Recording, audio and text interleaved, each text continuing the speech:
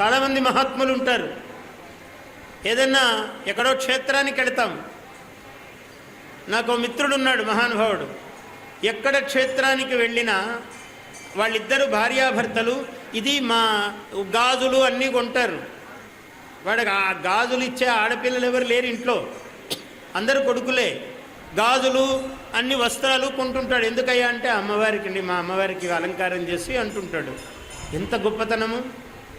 అమ్మవారి కోసం గాజులు కొంటాడు, అమ్మవారి కోసం చెవ్వాకు దువ్వెన ఇవన్నీ తీసుకుంటాడు ఆయన. ఆ పూజలో ఆయన మహా శ్రీచక్రార్చన చేస్తాడు. దానిలో ఇవన్నీ భాగము, పూజా భాగము సమర్పిస్తాడు మహానుభావుడు. కాశీలో ఉన్నాడు దంపతులు. ఇప్పుడు ఎంత మనస్సు ఇట్లా ఉత్ఫుల్లమవుతుంది! ఏమి గుణము, ఎంత గొప్పతనము! మన చుట్టూ ఉన్నారు ఇట్లాంటి వాళ్ళు, మనం గుర్తించము. ఒక్కొక్కసారి మనకు తెలియదు. చాలా సామాన్యుల్లాగా ఉంటారు, మహాత్ములు ఉంటారు. అందుకని భక్తి అనేది పరమ ప్రేమ రూపా భక్తి అన్నాడు. అంటే పరమ ప్రేమ ఉండాలి. ఆమె కూడా అమ్మవారు మన అమ్మాయిలాగే చీర కట్టుకుంటుంది.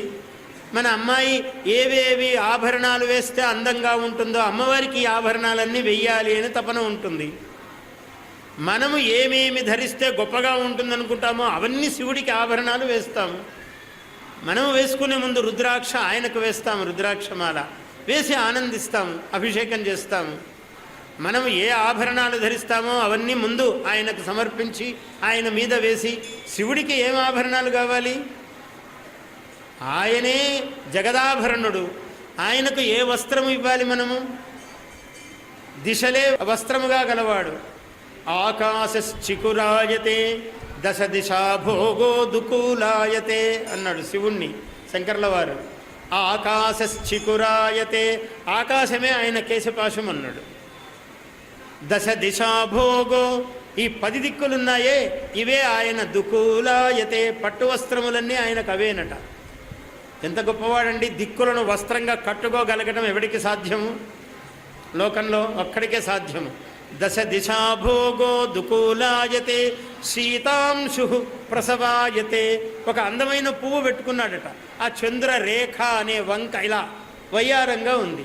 మళ్ళీ పూర్ణచంద్రుడు అందం కాదు, అందము వయ్యారము వంకలోనే ఉంటుంది. అందుకని నెలవంకను పెట్టుకున్నాడు ఆయన. శీతాంశుశ్చికురాయతే స్థిరతరానంద స్వరూపాయతే. ఆయన స్వరూపం ఎట్లుంటుందంటే నిత్యానందమయుడట, స్థిరతరానంద. అందుకే ఆనందకాననేవనే అన్నారు కాశీని. ఆనందకాననము, నిత్యానందం అన్నారు. మళ్ళీ దక్షిణ దేశానికి వస్తే ఆనంద నిలయో హరిహి అన్నారు. వెంకటేశ్వర స్వామిని ఆనంద నిలయం అన్నాడు, అది ఆనంద కాననం అన్నాడు. ఏం భేదం లేదు. 2 కోణాలు, రెండు సౌందర్యాలు, 2 సౌందర్య శిఖరాలు, 2 సౌందర్య జలపాతములు, సౌందర్య జలధారలు 2. అట్లా దశ దిశాభోగో దుకూలాయతే సీతాంశు ప్రసవాయతే స్థిరతరానంద స్వరూపాయతే వేదాంతో నిలయాయతే. ఆయన ఇల్లెక్కడయ్యా అంటే వేదాంతము అన్నాడు. ఎప్పుడు ఉపనిషత్తుల్లో కొసల్లో ఉంటాడట, ఆ శిఖరాగ్రంలో కూర్చుంటాడండి పోయి ఆయన. వేదాంతో నిలయాయతే సువినయ యస్య స్వభావాయతే. ఎంత కష్టమండి! అంత శివుడు నిరంతరము వినయముగా ఉండడమే ఆయన స్వభావమట. ఎంత నేర్చుకోవాలి మనం! అందుకే భారతీ తీర్థ ఎట్లుంటాడు, విధుశేఖర భారతి ఎట్లుంటాడు, అభినవ విద్యాతీర్థ ఎట్లుండేవారు, ఇవన్నీ మనం లెక్కలేసుకోవాలి మనం ఎట్లా ఉండాలో చూసుకోవడానికి. పరమశివుణ్ణే అన్నాడు శంకర్ల వారు. ఆయనంత వినయంగా ఉండేవారో శంకరులు. కాపాలికుడు వచ్చాడు, ఏమయ్యా స్వామి నువ్వు చాలా గొప్పవాడి వంటనే, నాకు ఒకటి అడుగుతాను ఇస్తావా అన్నాడు. తీసుకోనాయన, ఏం కావాలి అన్నాడు. నీ తల కావాలి నాకు అన్నాడు. అయ్యో దానికేం భాగ్యం, తీసుకోనాయన అని తల వంచాడు. వాడు పెద్ద కత్తి తీశాడు. ఆయనకు ఆయన అవసరం లేదు, నరసింహస్వామికి అవసరం. పరిగెత్తుకుంటూ వచ్చాడు లక్ష్మీనరసింహుడు.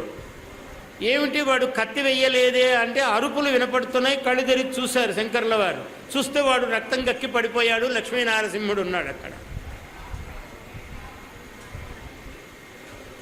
లక్ష్మీ నృసింహ మమ దేహి కరావలంబం స్తోత్రం చెప్పాడు. అది ఉద్భవము ఎందుకు వచ్చింది అంటే లక్ష్మీనరసింహస్వామి ప్రత్యక్షమయ్యాడు. అయ్యో శంకర, ఇట్లా ఉంటే ఎట్లా, నువ్వు బోళా శంకరుడు కదా, వాడు తల కావాలంటే తీసుకోను ఆయన అన్నాడు. దాందేం భాగ్యం, తీసుకో అన్నాడు. ఒరే ఏమిరా, నేను పెద్ద గురువును, లోకానికి పాఠాలు చెప్పాలి, రేపటి నుంచి ఎవరు చెప్తారు నేను లేకపోతే అనలేదు ఆయన. నువ్వు కావాలా తీసుకో అన్నాడు. నువ్వు పెద్ద సన్యాసి వంట కదా, గొప్పవాడి వంట కదా, నాకు కావాలి, ఇస్తావా అన్నాడు. ఏం కావాలి నాయన అన్నాడు. నేను ఇదని అనుకోలేదు, ముందుగా నువ్వు అదడిగావా అని అనలేదు. అంటే ఆయన శంకరులు ఎట్లా కాబట్టి మళ్ళీ వాడు శిరస్సు అన్నాడు. తీసుకొని ఆయన దానికేం భాగ్యం అన్నాడు. అది మహాభాగ్యం, లోకానికంతా కావాలి, కానీ లక్ష్మీనరసింహస్వామికి కావాలి. ఈయన ఏముంది తీసుకో అన్నాడు అని ఇంక వాడు కత్తి తీశాడు. తీసేటప్పటికి వాడు రక్తం కక్కుని పడిపోయాడు. శంకరుల కన్నులు తెరిచి చూస్తే వీడు ఆయన లక్ష్మీనరసింహస్వామి ఆవిర్భవించాడు. అలా వేదాంతో నిలయాయతే సువినయో యస్య స్వభావాయతే శాంతే పరబ్రహ్మణి తస్మిన్ మే హృదయం సుఖేన రమతాం శాంతే పరబ్రహ్మణి.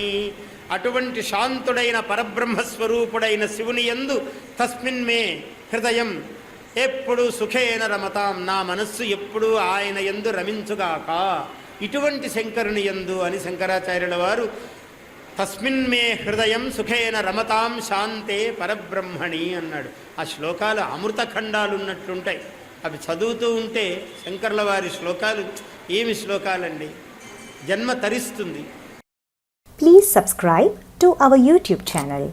Like and share this video.